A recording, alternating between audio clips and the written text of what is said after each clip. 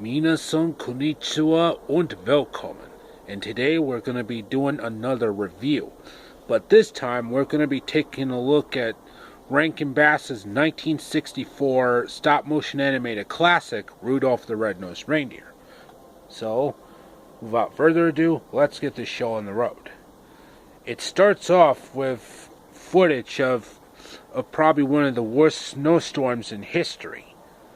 Then after that big ass storm, we are introduced to Sam the Snowman, voiced by Burl Ives, when he was basically talking about one of the worst storms of the year. And that storm,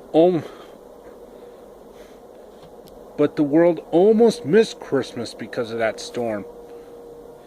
And he introduces himself as Sam. What's the matter? Haven't you ever heard of a talking snowman before? Lovable Sam. Then he talks about the little origin story about our title protagonist, Rudolph. Or Rudy in the 1998 animated adaptation, which was made by Good Times, but that's for a different video.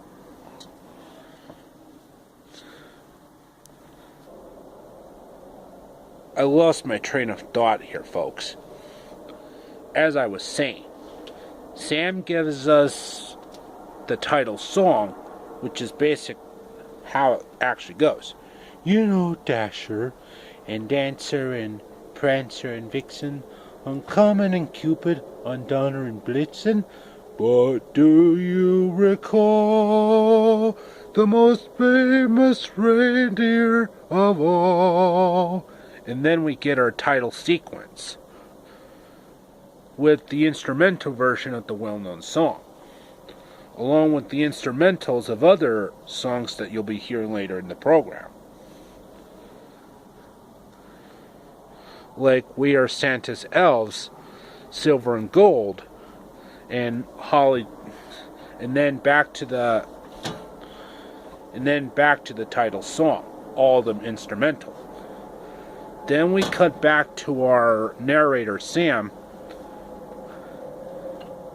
and then we're introduced to the title character himself, Rudolph, voiced by Brightheart Raccoon himself, Billy May Richards.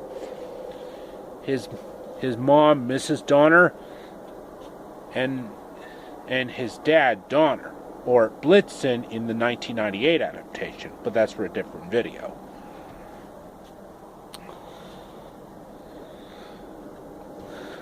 Yeah, we'll call him Rudolph. Rudolph is such a lovely name. Rudolph. Hey, he knows his name already.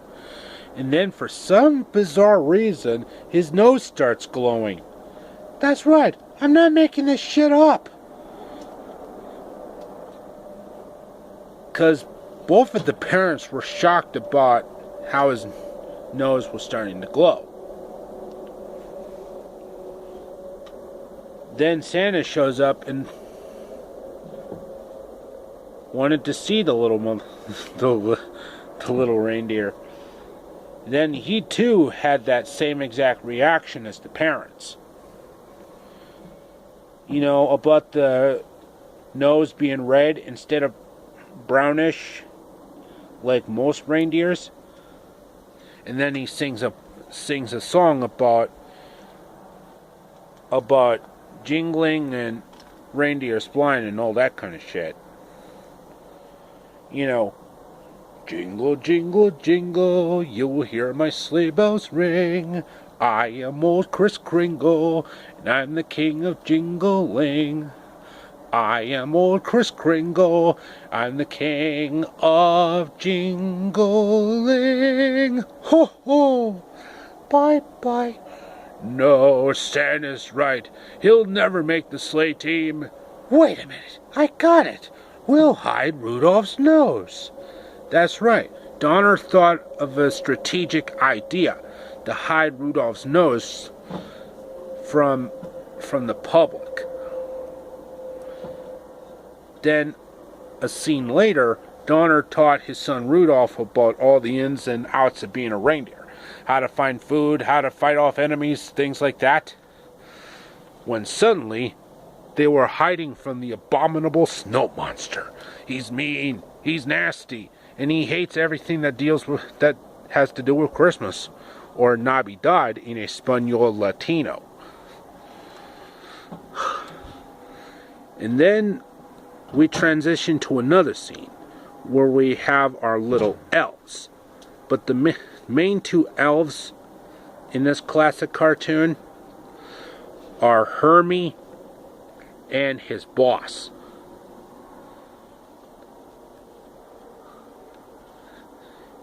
And that boss elf was obviously pissing and moaning about Hermie not getting his work done. Hermie! Aren't you done painting that yet? There's a mile wide behind you. What's eating you, boy? Not happy in my work, I guess. What? I'm just not cut in to make toys. Oh, well, if that's all. What? You don't want to make toys? Hermie doesn't like to make toys. That's how it goes. And then the boss elf told Hermie about his situation. And wouldn't you know it, Hermie wants to be a dentist.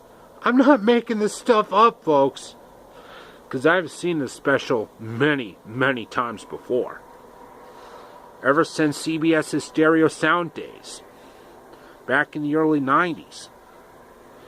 That's right, he wants to be a dentist. Well, they need one, do they?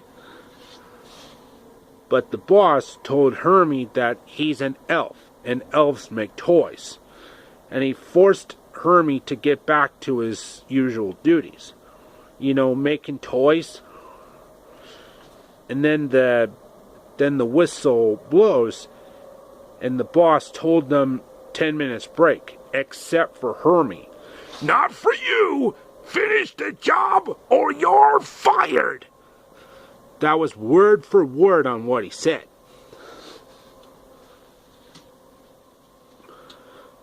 But then Hermie didn't feel like making toys anymore.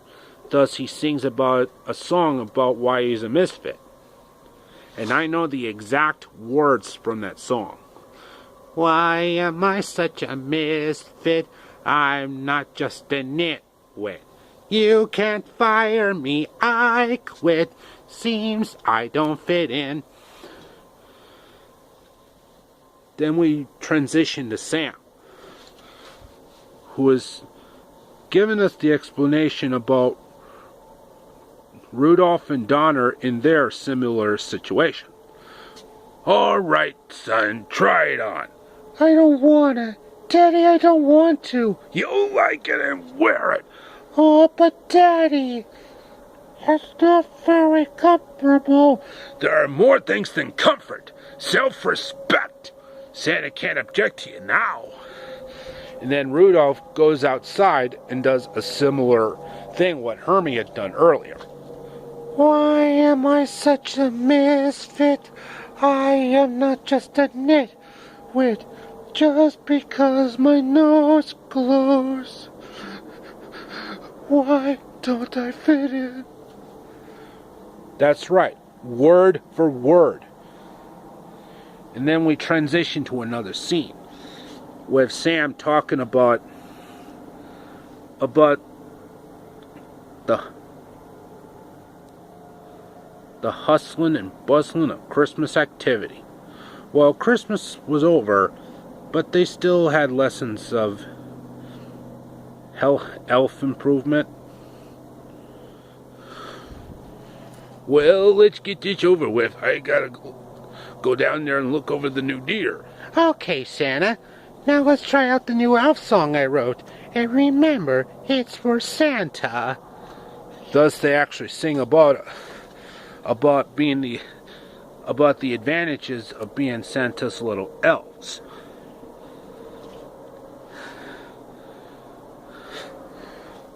You know, we are Santa's elves, filling up Santa's shelves.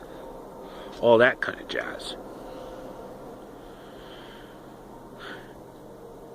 Then we have our little interlude between the song sequence.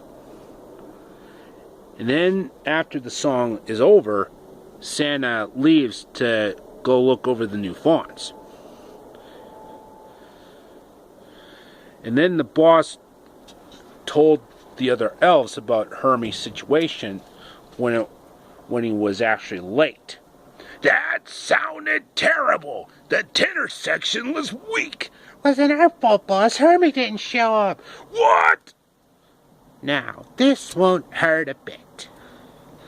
Then they get into that same argument that they had last time, a few scenes earlier. And I tell you, it was a hilarious argument. When the boss told him about wiggling his ears and chuckle warmly and go hee hee and ho ho and important stuff like that. But Hermie didn't want to do anything with that fucking bastard, 'cause he wanted to be a dentist. Then the boss just slams the door on our secondary protagonist. Does Hermie just gets out the window and just runs away. Then we transition to the fawns in the reindeer games. Well, when Rudolph and Fireball, no, I'm not making this up, we're seeing a bunch of cute little does. The one that really caught Rudolph's eye was Clarice. You know, the doe with the polka dot bow on her head? That was clever. Then Coach Comet came around and told them about the games. We all know they want to try and pull Santa's sleigh someday, so they must learn how to fly. And of course, Dasher's little boy goes first. Well, he was good for a first try.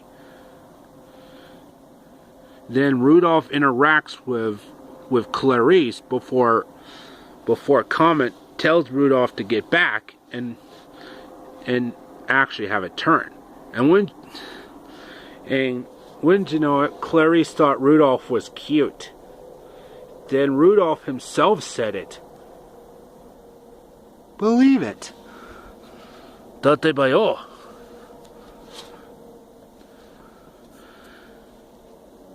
And he started jumping up high.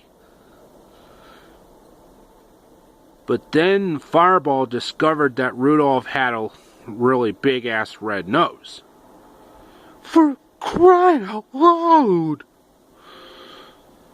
And then Comet reacted the same exact way. And then everyone was picking on him and teasing the fuck out of him. I'm not kidding.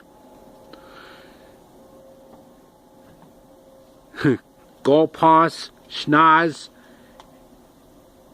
and Fire Nose.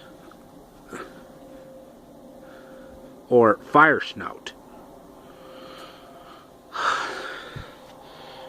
And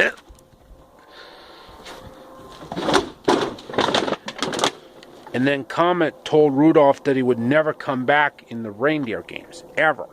And then he runs away.